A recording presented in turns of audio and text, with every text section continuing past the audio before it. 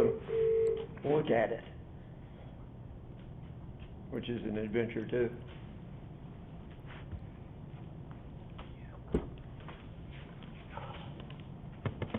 Well, so far so good. Looks like the system's thought it was working.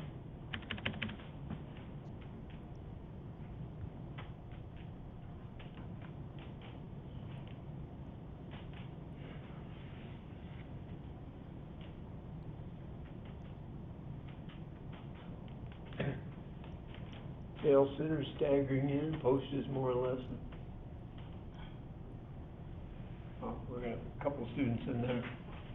Tahoka's, goodness gracious, there's almost a full house at Tahoka already. I guess everybody's in a little bit more of a hurry to get inside since it's a little chilly outside.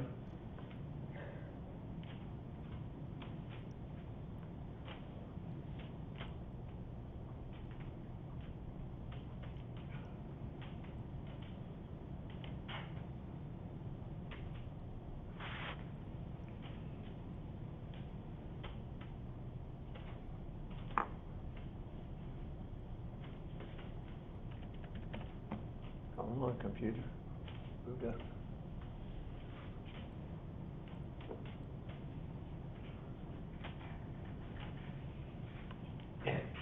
You know, my older son and his kids go hunting a lot. I don't. Not that I have anything particular against it, except I've just shot enough things without having to kill anymore.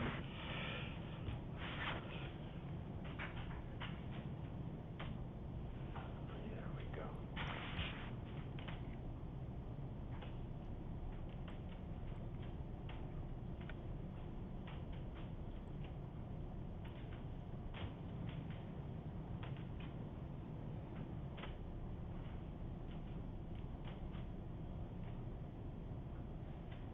Somebody's been doing things with it.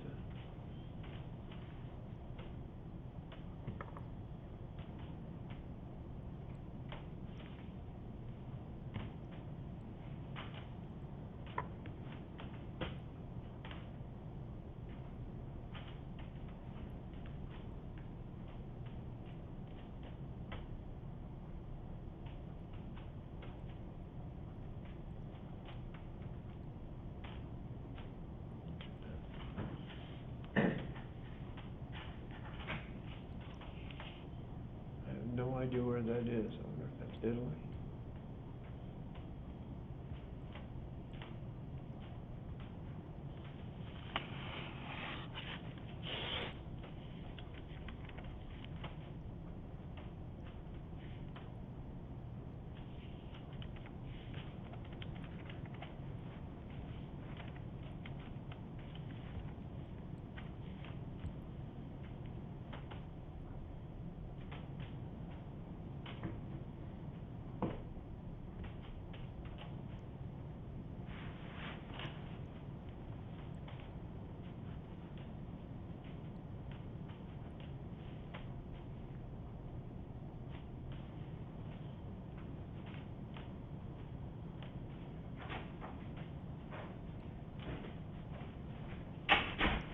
Is that a blissful person right here?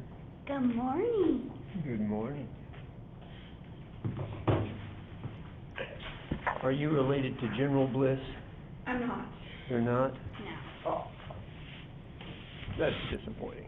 I am related to John Wilkes Booth, though. Oh, congratulations. I know. It's quite Well, I unfortunate. have you walked through the metal detector on the way in? It's a conspiracy theory that we are, because my grandfather dropped the E. Oh, really? We had an E, like John Wilkes Booth, our whole life, and then my great-great-grandfather dropped it. There's a lot of people that dodge different names. There's another name that a lot of people don't even understand. Have you ever heard anyone use the expression, your name is Mud? Yeah. No. Well, That's named after Dr. Mudd with 2 D's, the guy that helped John Wilkes Booth. Yeah. Did you know I'm related to Ulysses S. Grant? Good for you. Is there any corruption in your government? Not that I know would of. not suggest that General Grant was corrupt at all, but, there was a lot of corruption in his government. A lot of that, I lay to as a result of things that happened during the Civil War. Unless I'm dreadfully mistaken, we had gotten to the Civil War up to the Battle of Antietam, I think. Does that make sense to you? No? Yes? Did you see all the stuff that I sent out? Has anyone even looked at the computer over the long weekend? I sent you a lot of things out there. We're going to take a look at. Let's go back and look and check. Really quickly here.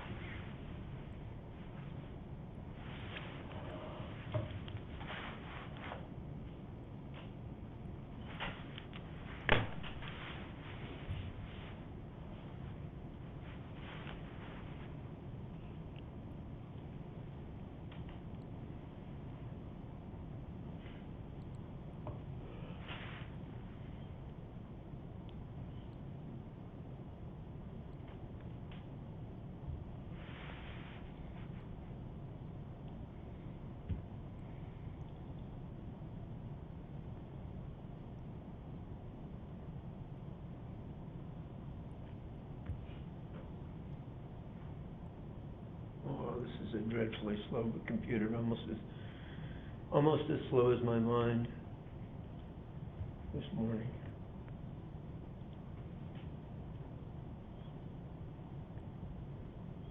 We're going to start talking about a PowerPoint that begins with the Battle of Antietam in the Civil War. I think we've been through the fall of Fort Sumter. I think we've talked about the Battle of Shiloh already. If not, there is certainly a recording up there of a class for it that I sent out to everybody. If you look in your class announcements, you'll see PowerPoint Civil War Part 1, Civil War Part 2, for those of you who weren't able to download them off of Blackboard. Initially, now Blackboard's working again, I think, pretty well. There's also recordings of a presentation that I gave on the Civil War, so you can look at that too if you want. But I'm going to pick up at the Battle of Antietam. So we're in 1862, and we're in September. In the Eastern Theater of the War, before we start this, by the way, over the next day or so, people's grades on their essays are going to start popping up. If you look at your grade and it says you got a 50, that's not really your grade. That's to make you pay attention to it. Open your essay in my grades and look at my comments. My comments are aimed at getting you an A on the essay, so fix what needs to be fixed and then resubmit it. You can resubmit it as many times as you want, so you can tweak it up a little bit, make it better, so that everybody can get an A on that. That's my objective. There are a few people that really need an A. I was looking for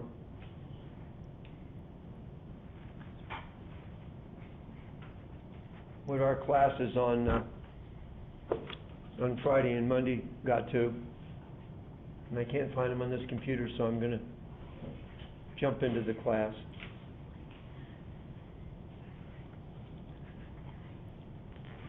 What's going on in the front row? I hear dissension in the front row. I think that's really generous of you.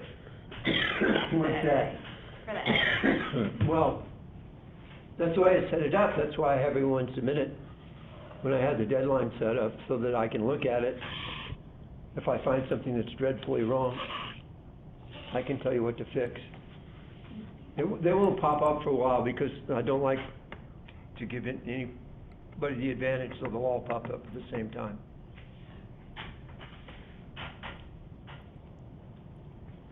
So, we're looking at part 2 of the Civil War. One of the battles we've already talked about is the Battle of Shiloh. That's out on the western side of the Civil War.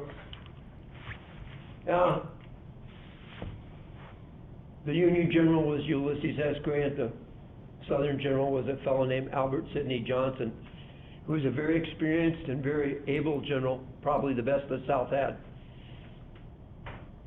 Grant had won a couple of battles way up north. He kind of wiggled his way back into the Army because the senior generals in the Army, like General Halleck, his immediate boss, and others, didn't want him back in the Army. They didn't like him. So he came in through the Indiana militia, helped get that organized, got the attention of none other than the President of the United States, because he organized it so well. He's going to fight a battle, kind of a small battle, and grab a Confederate fort that's way up as far north as the Southern forces were. It's at Fort Henry. On the 6th of February.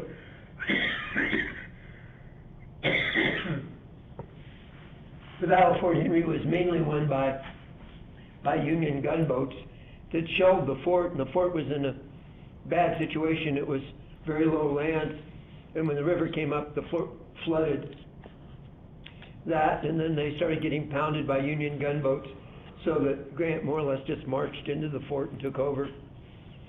On the 16th of February, he's going to take Fort Donelson. In that case, people who had evacuated Fort Henry, plus another force, were located in Fort Donelson. There were actually 3 generals in that fort. There was a fairly large force that could cause a lot of trouble for Grant.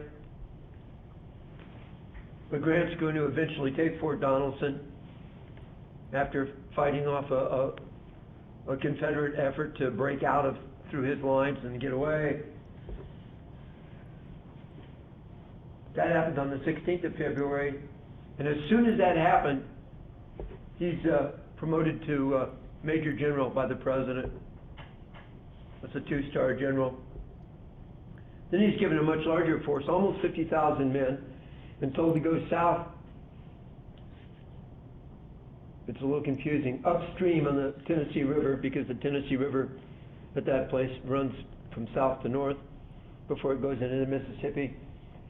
And he's going to go south on the Tennessee River and land his troops fairly close to the town of Corinth, which was a railroad intersection that the Union considered very important to take.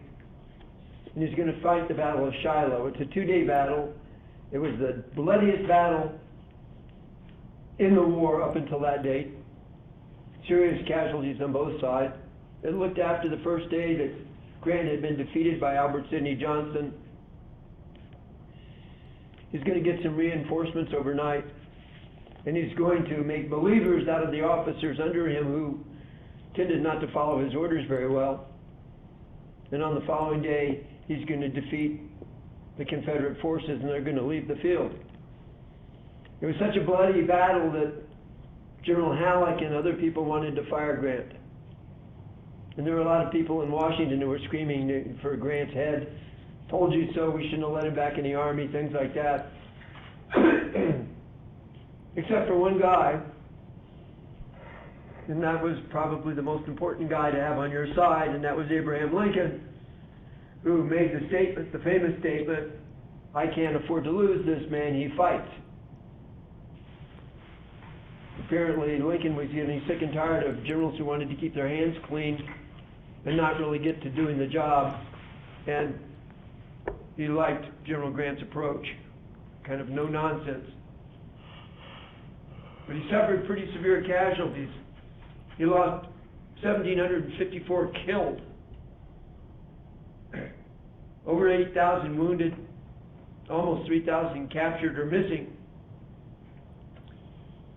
The southern side lost almost as many, over 1,700, almost the same wounded,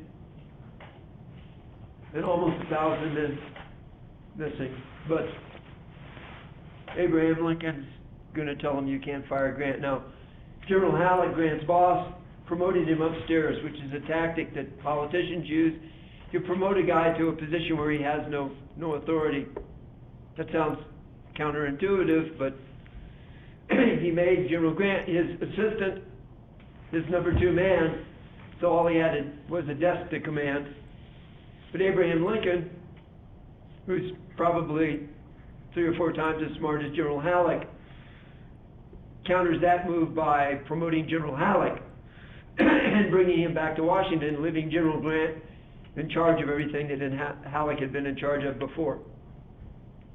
Grant's job is to clear the Mississippi, both sides of the Mississippi, to open it for the Federal Navy. That's part of the Northern Strategy. Remember the 4 parts of the Northern Strategy: blockade all the northern seaports, and also use the Navy to get control of the Mississippi, and then chop the South down into pieces and capture Richmond, Virginia. So getting control of Mississippi was an important objective. And Grant's going to be in charge of an army they call the Army of Tennessee. Eventually, they'll call it the Division of the Mississippi, and Grant will be in charge of the whole mess. And we're talking about over 100,000 soldiers. By that time, the generals under him are believers. They realize this man is in charge, and he'll become more and more effective. Now, Abraham Lincoln, on the other hand, is taking grief from the abolitionists. William Lloyd Garrison, one of the leading abolitionists we've talked about before, some newspaper people, Horace Greeley, editor of one of the New York papers, the New York Tribune, is going to write him a letter, which he publishes in the newspapers. It's not like a private letter. Horace Greeley wrote him, or rather, William Lloyd Garrison wrote him private letters. Why haven't you freed the slaves yet?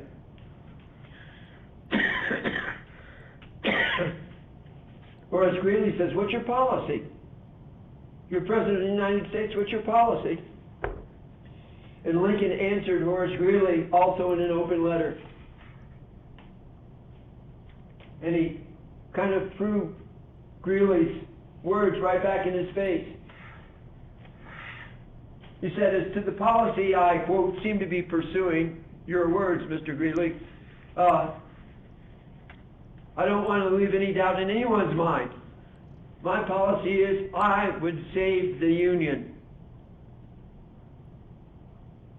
And what he's talking about there is if you want me to do anything else, free the slaves or anything, first we have to have the Union. If we don't have it, we can't do anything. Yet another reason for not announcing that the slaves are freed.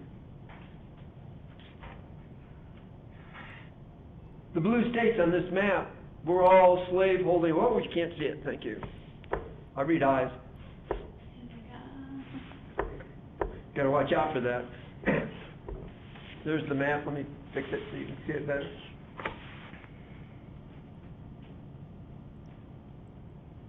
All those blue states, there's 4 of them: Missouri, Kentucky, Maryland, and Delaware. You notice there's also a blue place called West Virginia. It won't become a state until 1863. They're going to break off from Virginia. But he's worried about those 4 states because he's just starting to move south with his forces, and he doesn't want those states joining the Confederacy. So he's trying to kind of tread softly on that. He is quietly urging all of the states on their own, without someone ordering them to do it, emancipate your slaves. It will make things so much easier. And some of them are inclined to do what he says, and some of them, like Maryland, for example, they were being kind of hard-nosed about it, which was bad for the president because Maryland's right next to the capital city. But he doesn't want to emancipate the slaves yet, to free the slaves. Now we're going to come up to another battle. This one's on the eastern side. And on the eastern side, the Army of Northern Virginia has come under the command. It's passed through several hands, from Beauregard to a general by the name of Johnston, not Albert Sidney Johnston, who, by the way, was killed at the Battle of Shiloh. And now it's in the hands of Robert E. Lee. And Robert E. Lee decides what he's going to do is lead his army north, go west of Washington, D.C., and kind of around it. That'll pin down the Union Army trying to protect the capital, and go as far north as he can to try the political part of the southern strategy, which is destroy the North's will to fight. So off he goes, and he gets all the way up into Maryland. It's not that long a distance. And he's kind of being shadowed by General McClellan's Army of the Potomac. General McClellan has been very slow to get into fighting. He's made Lincoln very unhappy, just like some of the other Union generals. But he's kind of forced into this one. And Robert E. Lee has the misfortune of having his map with all of his different units marked out on it, and the strategy that they were planning marked out on it. And it's captured by the Union. It's brought to General McClellan. His generals under him tell him, okay, now we know where they are, let's go get them. McClellan drags his feet. He almost has a mutiny amongst his own subordinates. So finally he's forced into battle. It's going to be a draw tactically. Both sides suffered the most losses in the entire Civil War in one day. There was a nasty, nasty battle. The North actually lost more soldiers. Of course, something to keep in the back of your mind is the North always had more soldiers to lose. And Robert E. Lee had to go back south, back to Virginia with his army, because there was the fear that his supply lines would be cut around behind him. So the Union General, General McClellan, could claim a victory because he was the last man standing on the field. And Abraham Lincoln, no dummy, realized who won what and what happened. But he said, okay, it's a victory. Do you want to say it's a victory? It's a victory. So it gets in the newspapers as a giant Union victory. And that gives Abraham Lincoln one thing he needed, which was a victory so that he could announce his plans to emancipate the slaves publicly. So the Battle of Antietam was a strategic victory because it enabled Abraham Lincoln to make the Emancipation Proclamation. It was a tactical tie. Actually, the South was outnumbered and still killed 12,000 Union soldiers in a pretty short period of fighting, in exchange for the loss of over 10,000 Southern soldiers killed. It's all in one day. Until the end of the war, this will remain the bloodiest single day of the Civil War. Now that Antietam's been announced, Abraham Lincoln's going to tell his cabinet, okay, I can announce the Emancipation Proclamation. It would have sounded stupid if we'd never won a victory trying to exercise our power. So he tells his cabinet on the 22nd of September, I'm going to send out this announcement. And basically he says that he would order the emancipation of all slaves, listen to the words, all slaves in any state that did not end its rebellion against the Union by the first day of January 1863. Okay? Look at the words again. Did he free any slaves in the North? And there were at least 4 states that had slaves. No. The only place he freed slaves were slaves in the states that were in rebellion. Since he wasn't in control of those states, how many slaves did he actually free?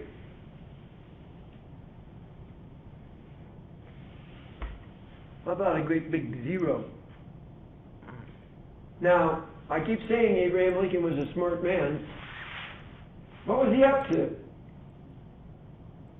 Well, he was trying to sow confusion in the South to worry them about their slaves rising up against them. He was trying to get guys like William Lloyd Garrison off his back about emancipating the slaves, at least temporarily. But he had another concern. The Southern strategy. Remember, all they wanted to do was last out, to fight until the North got tired of fighting. And they wanted to be able to rely on people like the English and the French and all that to be on their side, to support them, to recognize them as an independent country.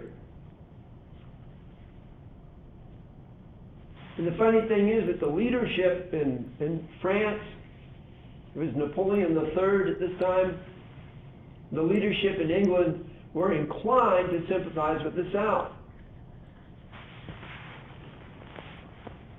But the people of France and the people of England were not, because they didn't like slavery.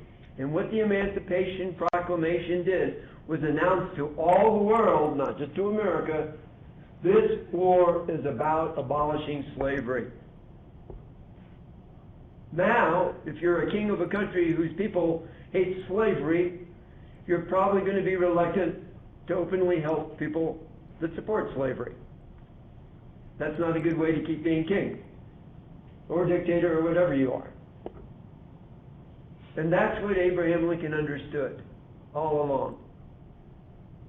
He understood things like this, and it was a very adroit move, and it cut the South off from any hope of major help from either France or England or any other European country as far as that goes. And there's a picture of Abe somewhere near the battlefield of Antietam. The short guy that he's sitting there looking at, most people were short compared to Abraham Lincoln, but the short guy that he's looking at was kind of short. That's General McClellan. The only thing I can say about McClellan is the only thing that was ever named after him that I can think of is a saddle. This is a particular kind of cavalry saddle. But Lincoln's urging him, well, you had a victory, General. You told me you had a victory. Why haven't you chased after Robert E. Lee and wiped out his army?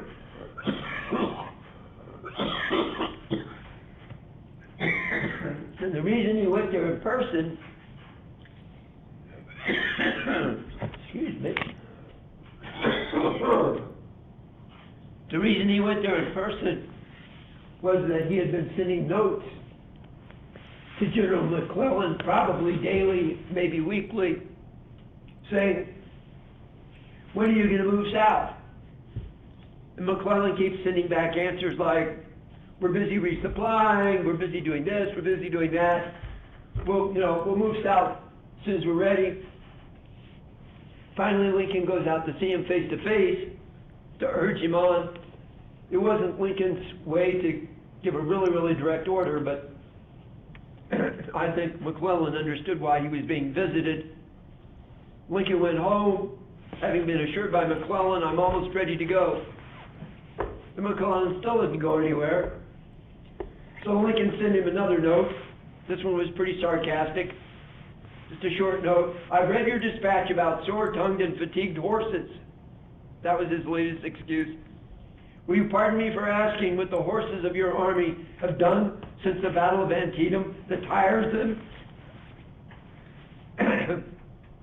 Apparently the point wasn't well enough made in November, at the beginning of November, which was not long after this note was sent. Lincoln's going to fire McClellan. and appoint General Ambrose Burnside in his place. Burnside's going to make a big mess of things. He's going to try and go into the town of Fredericksburg, which is on the road to Richmond. He does it all wrong. He had a giant army, 122,000 men, against the Army of Northern Virginia, which had about 2,000 that were actually involved in the fighting. He loses twice as many killed as the southern side loses, and he's totally repelled. He didn't last very long. He's going to get fired too. In fact, the only thing we remember, and I think we mentioned this last time, that we remember about General Burnside is the word sideburn, which is a play on his name. And there goes the Emancipation Proclamation. Burnside's out. Joseph Hooker's in command of the Army of the Potomac. He was a good, aggressive general, probably not good enough to command that giant of a unit. Another thing that's going to happen a little bit before all the firings, they're going to announce the draft. The president signed a bill including all male citizens between the ages of 20 and 45 would have to answer the draft, would have to enter Army service, with some exceptions. In terms of how effective this was, during the whole course of the war, there were only about 162,000 draftees. But there were political repercussions because a lot of people didn't want to be drafted, and there were riots up in New York in particular. We'll talk about that in a while. Now, in April and May, General Hooker, being the aggressive guy that he is going to go after General Lee. But he botches the job. Lee outfoxes him. Lee and his number 2 man, General Stonewall Jackson, and they deal General Hooker a tremendous loss. General Hooker had twice as many soldiers as Lee had. He didn't get them all into action in time, and suffers a pretty horrendous defeat. It's called the Battle of Chancellorsville, and the reason you should remember it, aside from the fact that it was Lee's greatest victory, it opened the door again so that Lee could go north again. And pretty soon he's going to take advantage of it. By the middle of the summer, he's going to go north again. Once again, he knew he couldn't capture the north or defeat the entire north, but he wanted to cause political pressure on the government to end the war. General Hooker's not going to last much longer. He's going to go chasing after Lee with the Federal Army, trying to protect Washington, D.C., and catch up with Lee at the same time, and he can't do the juggling that's required to be a general of that big an army. He's going to have kind of a health breakdown. We would call it a mental breakdown now, and he'll be replaced.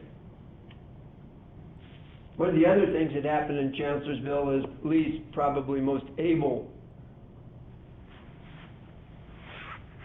subordinate was Stonewall Jackson, was General Thomas Jackson. And just like General Albert Sidney Johnson was killed at nighttime inspecting his lines, this is going to happen to Stonewall Jackson too. He's out there after the Battle of Chancellorsville trying to get his units organized and what have you, and someone shoots him, and he's going to die after several days. So this is tremendous loss, and it demoralized the Southern Army too.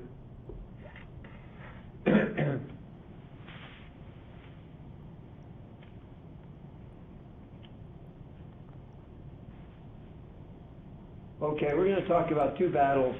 Let's talk about them together. Let's do it in the opposite direction that the slides have it. We'll talk about out in the Mississippi because the bulldog out there, Ulysses S. Grant, is trying to uncork the Mississippi, and the cork in the bottle is the town called Vicksburg. And he's driven, after a number of successful battles, he's driven the Southern Army to fort up in Vicksburg, but he just can't break into that fort. It's difficult to go to it. It can't be attacked from the water because it's high up over the water. It's pretty well fortified. But finally, Grant figures out that he shouldn't be wasting his time attacking the fort at Vicksburg. What he should do was attack all the railroads and all the towns that supply Vicksburg. So he does that, and he starts starving them out, and he starts closing the vice on Vicksburg. And on the 3rd of July, 1863, after a 45-day siege, he's going to take Vicksburg. And with it, he's going to take, I'm not sure about the numbers, I think he's going to have, let's look at it again,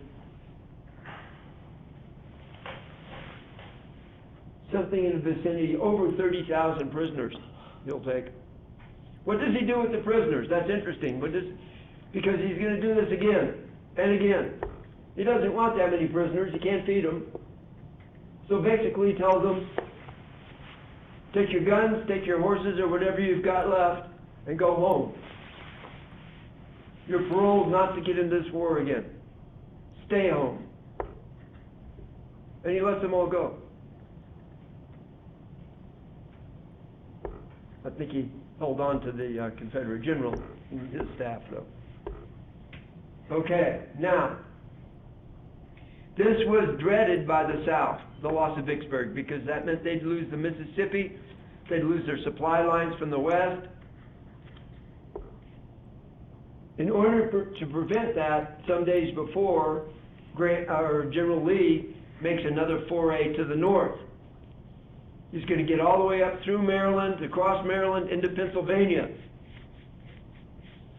The whole idea is to end the war. He knows the people are rioting up in New York City about the draft and things like that. He figures if he can only put a little more pressure on them, Lincoln will have to quit.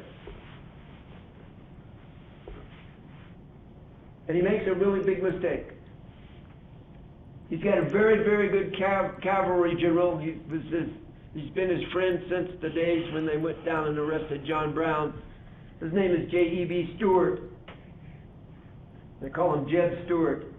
And he sends him out in front of him to let him raid a lot of places, to sow dissension and scare people up north. The reason it was a mistake is that usually the cavalry are the eyes and ears of an army. And pretty soon, he's going to run in to the Northern Army around a little seminary town, a little town that was centered around a religious school called Gettysburg. And he really doesn't know how many soldiers the army has, and in the first day or so, it wasn't that many. About this time, General Hooker's being replaced by a general by the name of George Meade, and he's getting the soldiers up there. After they they spotted General Lee's army, more and more soldiers are coming north. And because Lee is hesitant, because he doesn't know what's going on out there, and he doesn't have a cavalry who can give him expert information, he's going to hold off on a massive attack. He tries some flanking attacks. They don't work. He can't get around the Union Army. Eventually, he's going to launch a frontal attack and suffer horrendous casualties, and basically it will destroy his army, or at least damage his army badly enough that he has to go south immediately.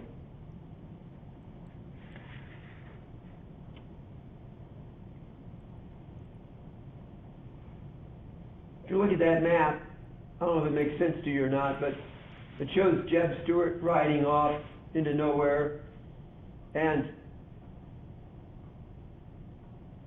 he won't get back in time to help General Lee. So Lee goes south. They'd really wanted to get into Philadelphia, I figured that would really create mayhem if they made it all the way into Philadelphia. But he's gonna go south after this battle. The Gettysburg losses were horrendous. It was a 3-day battle. The sum total made it the most deadly battle of the war, but it wasn't a 1-day fight like Antietam. Union strength involved in this, 93,900 men. The Southern strength, 71,700 men. Union losses, 23,000. Casualties, Southern losses, just about the same, a little bit more.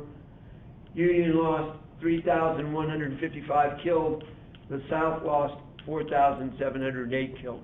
This is the first time that Lee's been involved in a battle where more of his men were killed than in Union. And once again, I keep repeating the same line, the Union had more soldiers to lose than the South did. This whole thing was about taking pressure off Vicksburg, and the irony of it was that Gettysburg was concluded the same time that Vicksburg surrendered. So it was too late. And if you want the turning point of the Civil War, the turning point of the Civil War is a combination of the capture of Vicksburg and the Battle of Gettysburg. From this point on,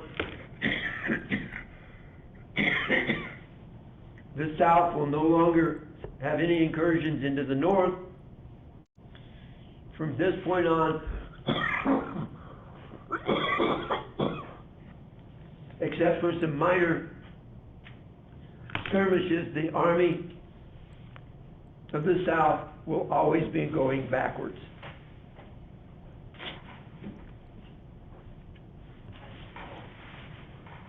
I need to point out these two guys, they're brothers, actually foster brothers. David Porter and David Farragut were foster brothers.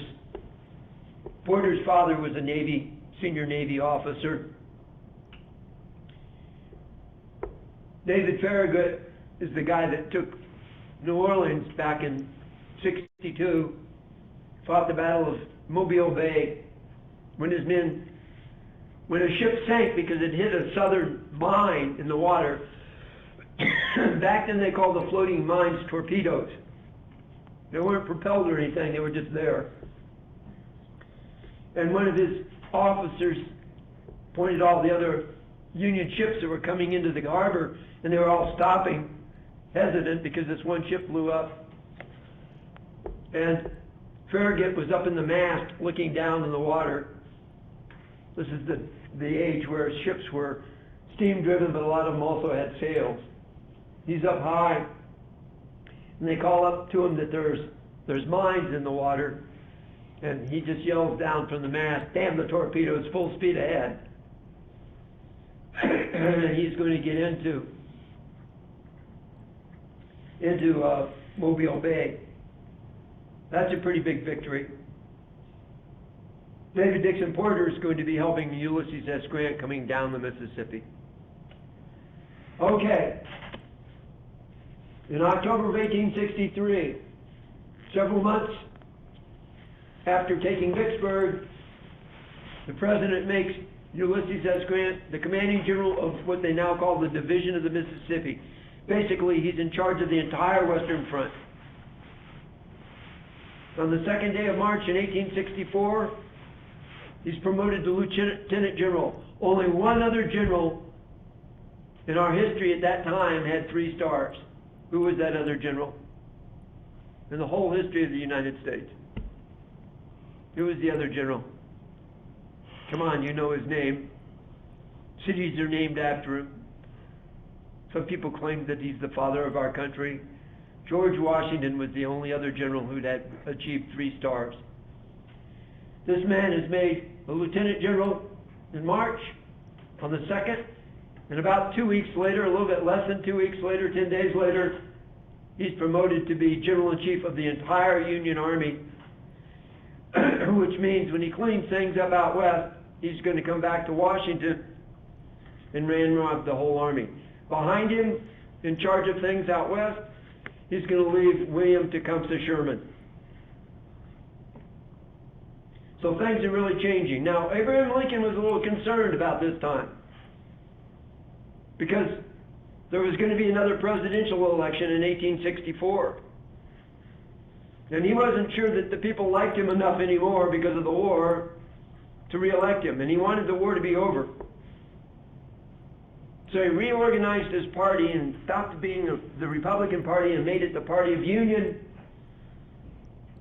He suggested that they pick a Democrat for vice president, which they did. He was a pro-war Democrat by the name of Andrew Johnson from Tennessee.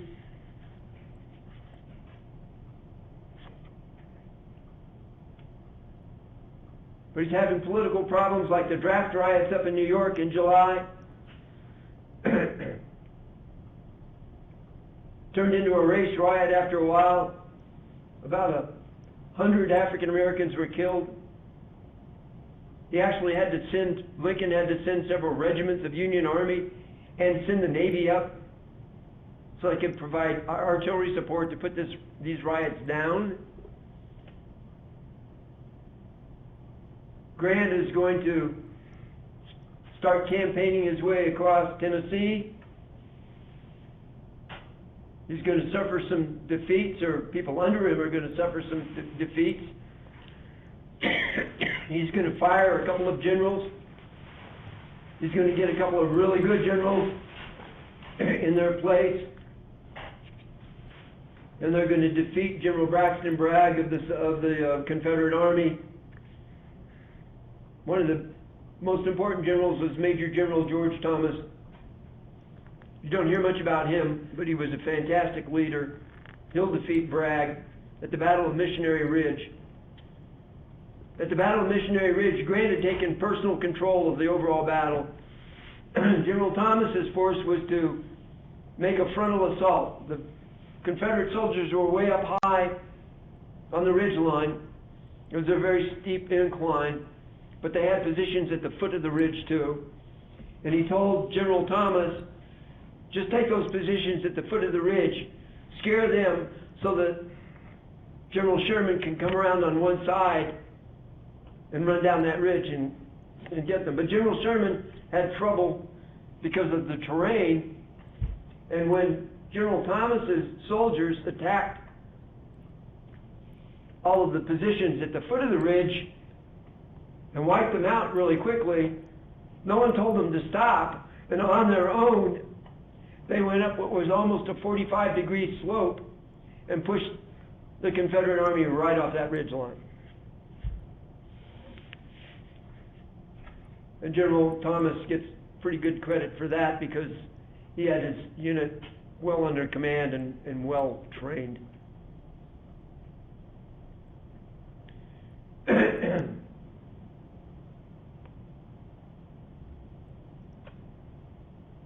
In November of 1863, by the way, this is before Grant's promoted to 3-star general and all that. That's a map, by the way, of the different battles around Chattanooga, Missionary Ridge, and what have you. Abraham Lincoln goes out, oh, sorry. You can look at this on your own. While Grant's still a major general, but he's in charge of everything. Abraham Lincoln goes to the battlefield of Gettysburg. It's still littered with the remains of that battle.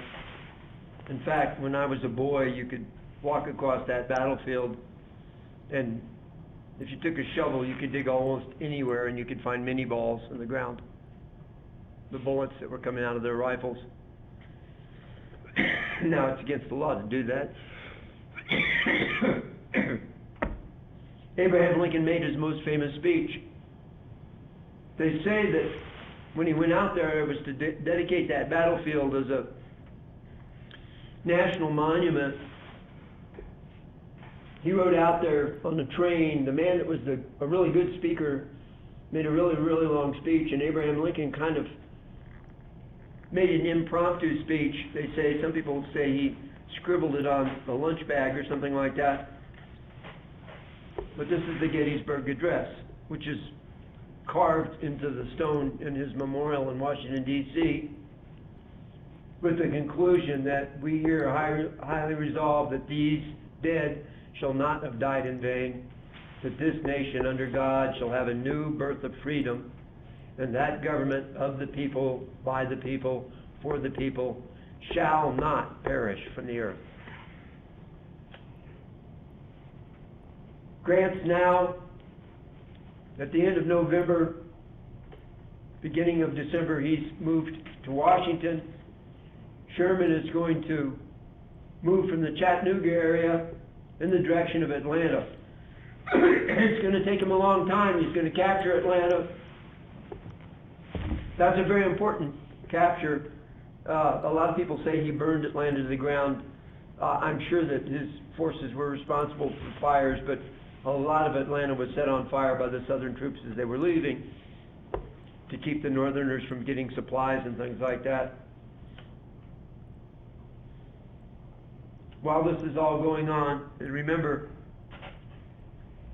towards the end of 1863 and the beginning of 1864, Lincoln's already thinking, I only have a few more months. So he issues what he calls a proclamation of amnesty and reconstruction. And basically, this is how the country comes back together again. We call it the 10% plan. It offers pardon and restoration of property, except slaves, to Confederates who take an oath of allegiance to the Union and agree to accept emancipation of the slaves. It also proposes a plan by which loyal voters of a seceded state can begin the process of readmission into the Union. If 10% of them take the oath of loyalty, they can start putting their state back into the Union. The only people that will not be pardoned are senior officers, not the soldiers, but the senior officers of the Confederacy and the senior government officials of the Confederacy, and any person accused of mistreatment of prisoners of war, white or black. When Abe Lincoln issued the Emancipation Proclamation, Jefferson Davis issued a counter proclamation which said, if we catch any black men fighting on the Union side, they will not be treated as prisoners of war when they're captured. You can figure out what that means. And he said, and that also goes for all the white officers who are in command of the black fighting men. So Abraham Lincoln has now said that anyone that does anything like that will suffer for it after the war. In April of 1864, the Congress of the United States passes the 13th Amendment. You better remember that. Neither slavery nor involuntary servitude, except as the punishment for a crime whereof the party shall have been duly convicted, shall exist within the United States or any place subject to their jurisdiction. It's passed by the Senate in April of 1864. It's not ratified yet. It's just passed by the Senate. It'll take a while to get through the House of Representatives. On the other side, in July of 1864, the hardliners. Abraham Lincoln wasn't a hardliner. He was for compromise. The hardliners wanted to punish the South. Senator Benjamin Wade and Representative Henry Winter Davis got together and sponsored a bill called the Wade-Davis Bill. It was an answer to the Proclamation of Amnesty and Reconstruction. It made it virtually impossible for anyone in the South to quickly regain their citizenship. The way it was written, it would take at least one generation before people in the South could be full-fledged citizens. And it guaranteed that freed slaves and other persons of color would have full voting rights.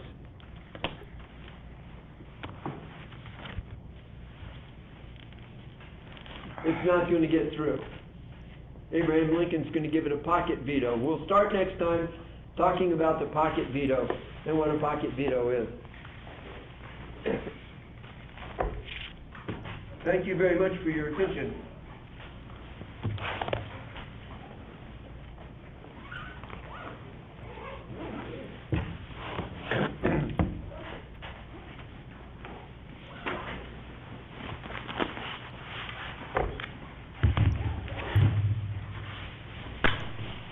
Amen. And so endeth the sermon. Go forth in peace. Don't walk on the grass. We always used to say that when the priest was doing this stuff at the end of the sermon, you know.